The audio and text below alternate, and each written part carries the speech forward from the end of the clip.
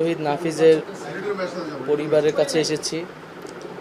আমরা দেখেছি যে রিকশায় নাফিজের মৃতদেহ, নাফিজের শরীর যেভাবে নিথরভাবে রিকশায় শুয়েছিল, এই যে নির্মমতা, এই নির্মমতা ইতিহাসের পাতায় লেখা থাকবে। পুরো পৃথিবী দেখেছে যে বাংলাদেশে ছাত্রদের উপর, নাগরিকদের উপর কী ধরনের হত্যাযজ্ঞ চালানো হয়েছে, কত মায়ের বুক খালি করা হয়েছে।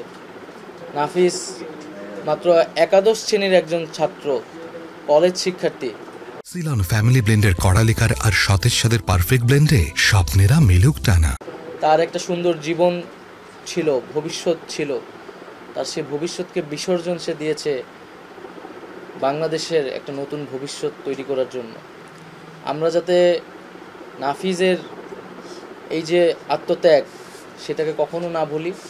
শহীদের এই রক্তের প্রতি আমরা প্রতিশ্রুতিবদ্ধ এবং আমরা নাফিজের পরিবারের সাথে সবসময় থাকব।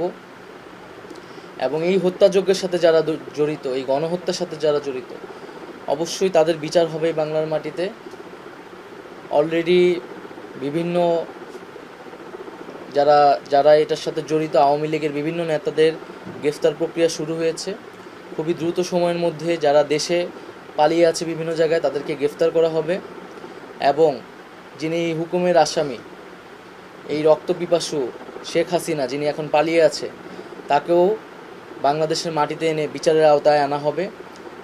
এবং আমরা সকলের কাছে আহ্বান জানাবো যে আপনারা এই যে জাতীয় বীর নাফিজ, এই নাফিজের যেই আত্মত্যাগ, সেই আত্মত্যাগের প্রতি আমরা সবসময় শ্রদ্ধাশীল থাকব। এবং সরকার এবং বাংলাদেশের জনগণ এই যারা জাতীয় বীর, শহীদ এবং আহত হয়েছে, তাদের পাশে থাকবে, তাদের পরিবারের পাশে থাকবে। আমাদের নাফিজের পরিবারের প্রতি সমবেদনা জানানোর কোনো ভাষা নেই।